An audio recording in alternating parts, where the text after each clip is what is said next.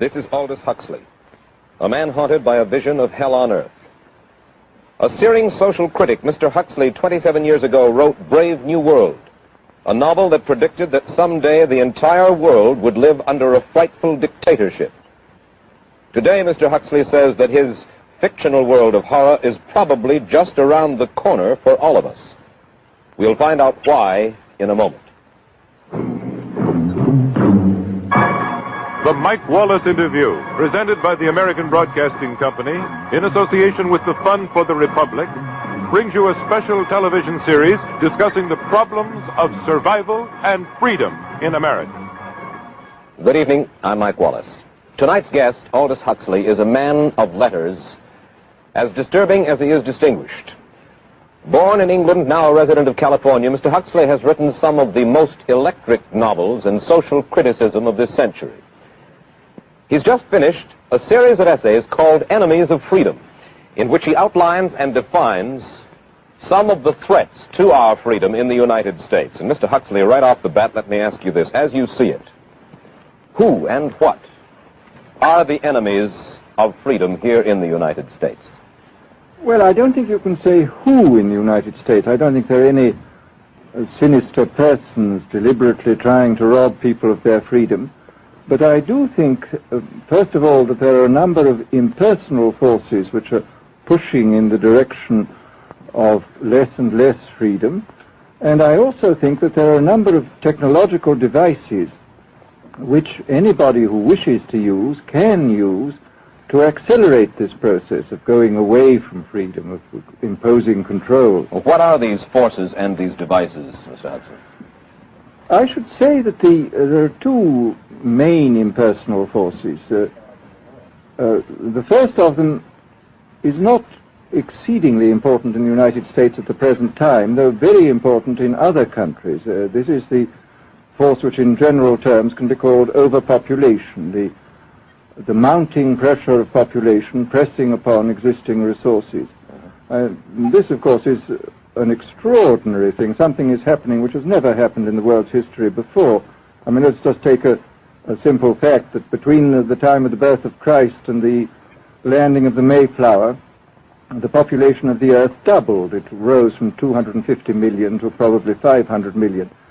Today, the population of the Earth is rising at such a rate that it will double in half a century. Well, why should overpopulation work to diminish our freedoms? Well, in a number of ways. I mean, the experts in the field, like Harrison Brown, for example, pointed out that in the underdeveloped countries, actually the standard of living is at present falling, that people have less to eat and less goods per capita than they had 50 years ago.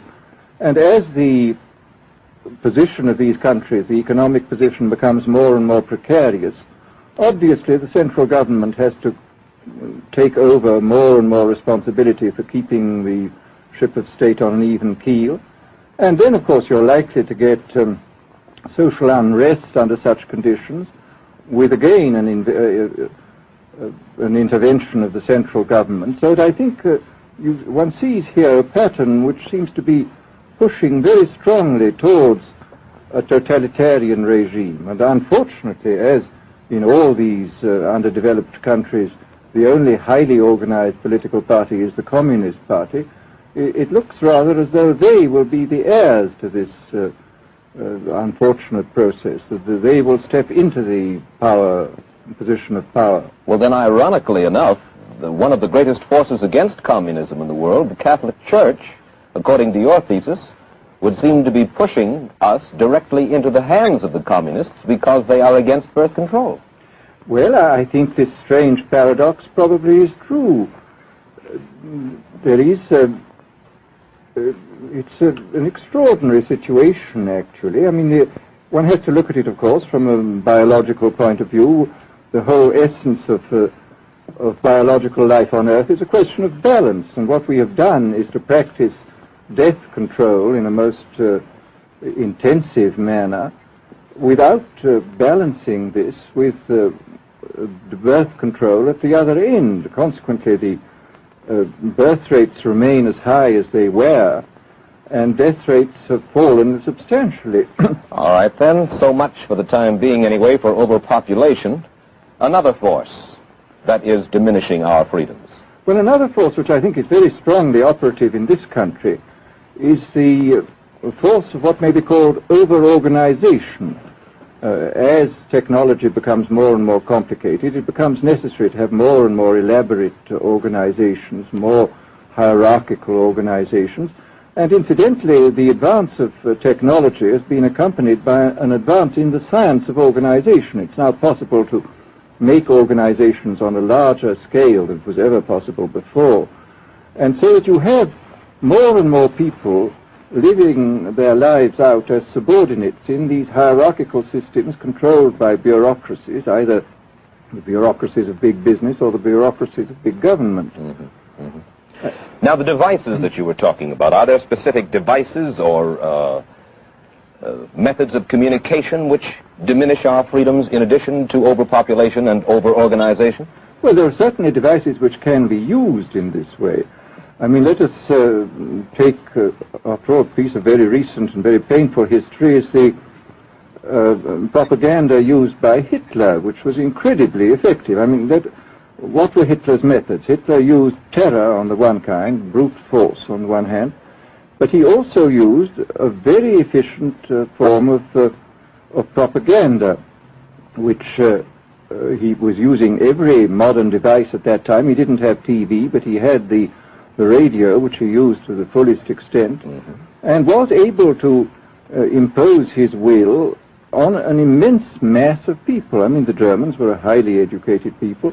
Well, we're aware of all this, but how do you equate Hitler's use of propaganda with the way that propaganda, if you will, is used, let us say, here in the United States? Are you suggesting that there is a parallel? Needless to say, it's not being used in this way now, but the point is, it seems to me, that there are methods at present available, methods superior in some respects to Hitler's methods, which could be used in a bad situation. I mean, what I feel very strongly is that we mustn't be caught by surprise by our own advancing technology. This has happened again and again in history.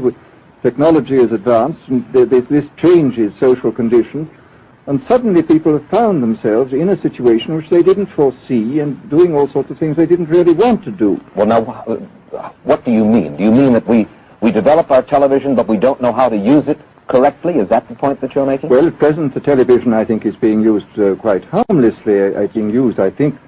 I would feel it's being used too much to distract everybody all the time. But, I mean, imagine, which must be the situation in all communist countries, where the television, where it exists, is always saying the same thing the whole time, is always driving along. It's not creating a wide front of distraction, it's creating a one-pointed drumming in of a single idea all the time. It's obviously an immensely powerful instrument. So you're talking about the potential misuse of the instrument. Exactly. We have, after all technology is in itself morally neutral.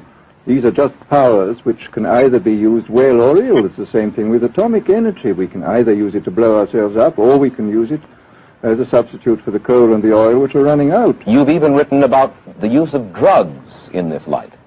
Well, now, this is a very interesting subject. I mean, in this book that you mentioned, this book of mine, Brave New World, I postulated a substance called soma, which was a very versatile drug. It would make people feel happy in small doses. It would make them see visions in medium doses, and it would send them to sleep in large doses.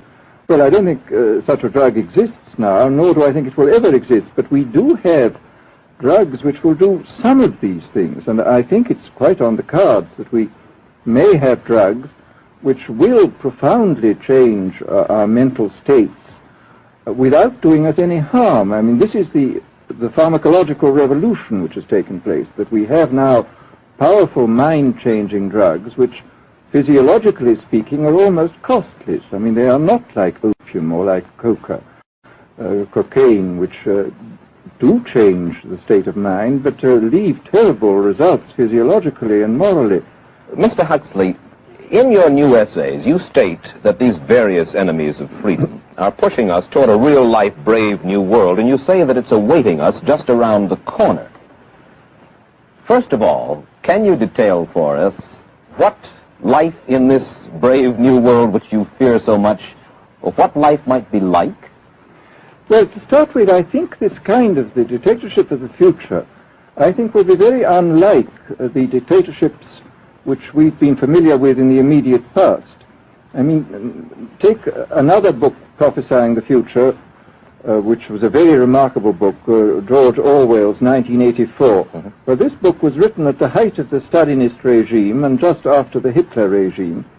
And there he foresaw a dictatorship using entirely the methods of terror, the methods of physical violence. Now, I think what is going to happen in the future is the dictators will find, as the old saying goes, that you can do everything with bayonets except sit on them. But if you want to preserve your power indefinitely, you have to get the consent of the ruled. And this they will do partly by drugs, as I foresaw in Brave New World, partly by these new techniques of propaganda. They will do it by bypassing the sort of rational side of man and appealing to his subconscious and his deeper emotions and his physiology even, and so making him actually love his slavery. I mean, I think this is the danger, that actually people may be in some ways happy under the new regime, but they will be happy in a situation where they oughtn't to be happy. But let me ask you this. You're talking about a world that could take place within the confines of a totalitarian state. Let's become more immediate, more urgent about it. We believe, anyway, that we live in democracy here in the United States. Do you believe that this brave new world that you talk about could, let's say in the next quarter century, the next century, could come here to our shores? I think it could. I mean, that's why I feel it's so extremely important here and now to start thinking about these problems, not to let ourselves be taken by surprise by the new advances in technology. I mean, for example, in regard to the use of the drugs, we know there's enough evidence now for us to be able, on the basis of this evidence and using a certain amount of creative imagination, to foresee the kind of uses which could be made by people of bad will with these things, and to attempt to forestall this. And in the same way, I think with these other methods of propaganda, we can foresee and we can do a good deal to forestall. I mean, after all, the price of freedom is eternal vigilance.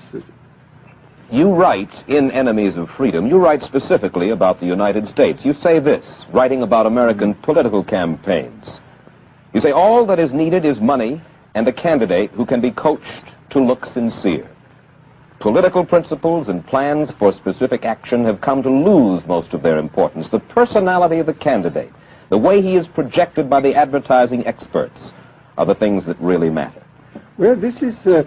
during the last campaign, there was a great deal of this kind of statement by the advertising managers of the campaign parties, this idea that the candidates had to be merchandised as though they were soap or toothpaste, and that you had to depend entirely on the personality. I mean, the personality is important, but there are certainly people with an extremely amiable personality, particularly on TV, who might not necessarily be very good in positions of political trust.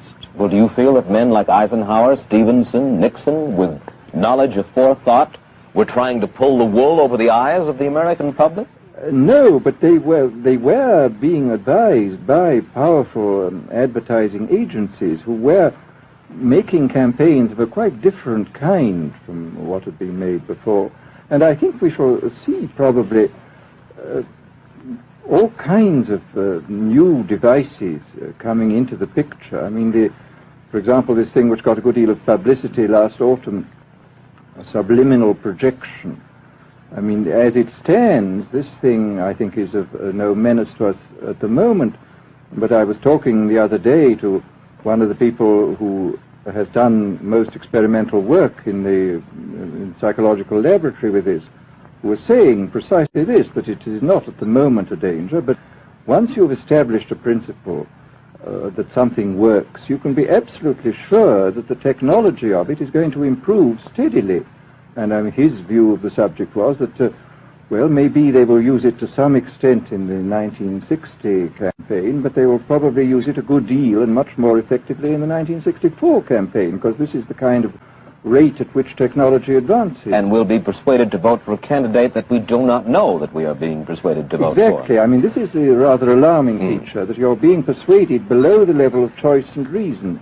In regard to advertising, which you mentioned just a little ago, in your writing, particularly in Enemies of Freedom, you attack Madison Avenue, which controls most of our television and radio advertising, newspaper advertising, and so forth. Why do you consistently attack the advertising agency? Well, no, I think that advertisement plays a very necessary role, but the danger, it seems to me, in a democracy is this. I mean, what does a democracy depend on? A democracy depends on the individual voter making an intelligent and rational choice for what he regards as his enlightened self-interest in any given circumstance. But what these people are doing, I mean, what both for their particular purposes, for selling goods, and the dictatorial propagandists are doing, is to try to bypass the rational side of man and to appeal directly to these unconscious forces below the surface, so that you are, in a way, making nonsense of the whole democratic procedure, which is based on conscious choice on rational grounds. Of course, well, maybe you have just answered this next question, because in your essay you write about television commercials, not just political commercials, but television commercials as such, and how, as you put it, today's children walk around singing beer commercials and toothpaste commercials, and then you link this phenomenon in some way with the dangers of a dictatorship. Now, could you spell out the connection, or how do you feel that you have done so sufficiently? Well, I mean, here, this whole question of children, I think, is a terribly important one, because the children are quite clearly much more suggestible than the average grown-up. And again, suppose that for one reason or another all the propaganda was in the hands of one or very few agencies, you would have an extraordinarily powerful force playing on these children, who after all are going to grow up and be adults quite soon. I do think that this is not an immediate threat, but it remains a possible threat. And you said something to the effect in your essay that the children of Europe used to be called cannon fodder, and here in the United States they are television and radio fodder. Well, after all, you can read in the trade journals the most lyrical accounts of how necessary it is to get hold of the children, because then they will be loyal brand buyers later on. Mm-hmm. But, I mean, again, you just translate this into political terms. The dictator says they will be loyal ideology buyers when they're grown up. We hear so much about brainwashing as used by the communists. Do you see any brainwashing other than that which we've just been talking about that is used here in the United States? Other forms of brainwashing? Not in the form that has been used in China and in Russia, because this is essentially the application of propaganda methods, the most violent kind, to individuals. It's not a shotgun method like the advertising method. It's a way of getting hold of the person and playing both on his physiology and his psychology till he really breaks down, and then you can implant a new idea in his head.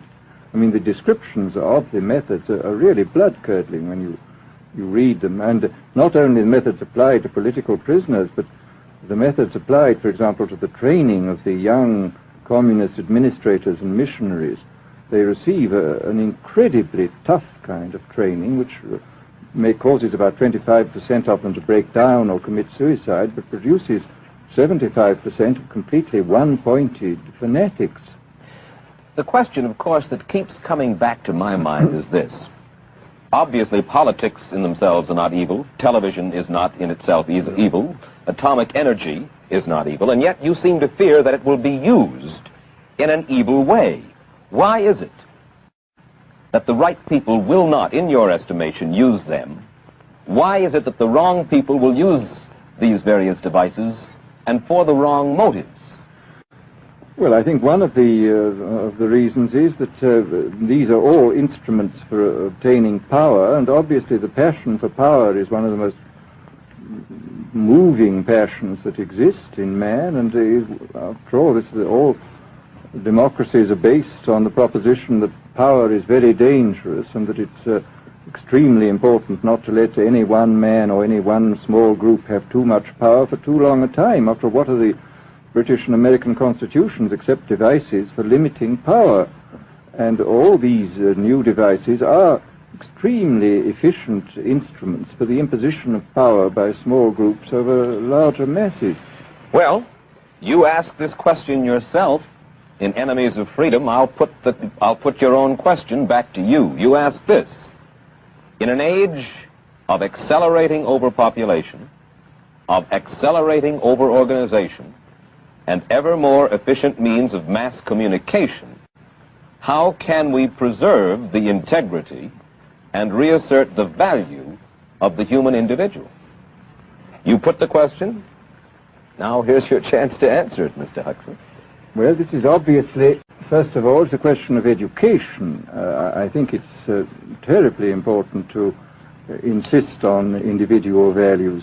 I mean, there is a tendency, as you probably read a book by White, The Organization Man, a very interesting and valuable book, I think, where he speaks about the new type of group morality, group ethic, which speaks about the group as though the group was somehow more important than the individual. But this seems, as far as I'm concerned, to be in contradiction with what we know about the genetical makeup of human beings, that every human being is unique. And it is, of course, on this genetical basis that the whole idea of the value of freedom is based.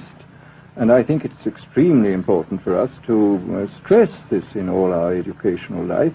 And I would say it's also very important to teach people to be on their guard against the sort of verbal booby traps into which they're always being led, to analyze the kind of things that are said to them. Well, I think there is this whole educational side, and I think there are many more things that one could do to strengthen people and to make them more aware of what was being done. You're a prophet of decentralization. Well, yes, if this is feasible. It's one of the tragedies, it seems to me. I mean, many people have been talking about the importance of decentralization in order to give back to the voter a sense of direct power. I mean, the voter in an enormous electorate feels quite impotent, and his vote seems to count for nothing. This is not true where the electorate is small and where he is dealing with a group which he can manage and understand. And if one can, as Jefferson, after all, suggested, break up the units into smaller and smaller units, and so get a real self-governing democracy. Well, that was all very well in Jefferson's day, but how can we revamp our economic system and decentralize, and at the same time meet militarily and economically the tough challenge of a country like Soviet Russia? Well, I think the answer to that is that there are, it seems to me that industrial production is of two kinds. I mean, there are some kinds of industrial production which obviously need the most tremendously high centralization, like the making of automobiles, for example. But there are many other kinds where you could decentralize quite easily and probably quite economically, and that you would then have this kind of decentralized life. After all, you begin to see it now if you travel through the South, this decentralized textile industry which is springing up there. Mr. Huxley, let me ask you this, quite seriously. Is freedom necessary? As far as I'm concerned, it is, yes. Why? Is it necessary for a productive society? Yes, I should say it is. I mean, a genuinely productive society. I mean, I think you could produce plenty of goods without much freedom, but I think the whole sort of creative life of man is ultimately impossible without a considerable measure of individual freedom, that initiative, creation, all these things which we value, and I think value properly, are impossible without a large measure of freedom. Well, Mr. Huxley, take a look again at the country which is in the stance of our opponent anyway it would seem to be there, Soviet Russia. It is strong and getting stronger economically, militarily. At the same time, it's developing its art forms pretty well. It seems not unnecessarily to squelch the creative urge among its people, and yet it is not a free society. It's not a free society, but here is something very interesting, that those members of the society, like the scientists who are doing the creative work, are given far more freedom than anybody else. I mean, it's a privileged aristocratic society in which, provided that they don't poke their noses into political affairs, these people are given a great deal of prestige, a considerable amount of freedom, and a lot of money. I mean, this is a very interesting fact about the new Soviet regime, and I think what we're going to see is a people on the whole with very little freedom, but with an oligarchy on top enjoying a considerable measure of freedom and a very high standard of living. And the people down below, the epsilons down below, enjoying very little. And you think that that kind of situation can long endure? I think it can certainly endure much longer than a situation in which everybody is kept down. Because, I mean, they can certainly get their technological and scientific results on such a basis. Well, the next time that I talk to you then, perhaps we should investigate further the possibility of the establishment of that kind of a society, where the drones work for the queen bees up above. Well, but yes, but I must say I still believe in democracy. If we can make the best of the creative activities of the people on top, plus those of the people on the bottom, so much the better. Mr. Huxley, I surely thank you for spending this half hour with us, and I wish you Godspeed, sir. Thank you. Aldous Huxley finds himself these days in a peculiar and disturbing position. A quarter of a century after prophesying an authoritarian state in which people were reduced to ciphers, he can point at Soviet Russia and say, "I told you so." The crucial question, as he sees it now, is whether the so-called free world is shortly going to give Mr. Huxley the further dubious satisfaction of saying the same thing about us. Stay tuned for a preview of next week's interview. Till then, Mike Wallace, good night.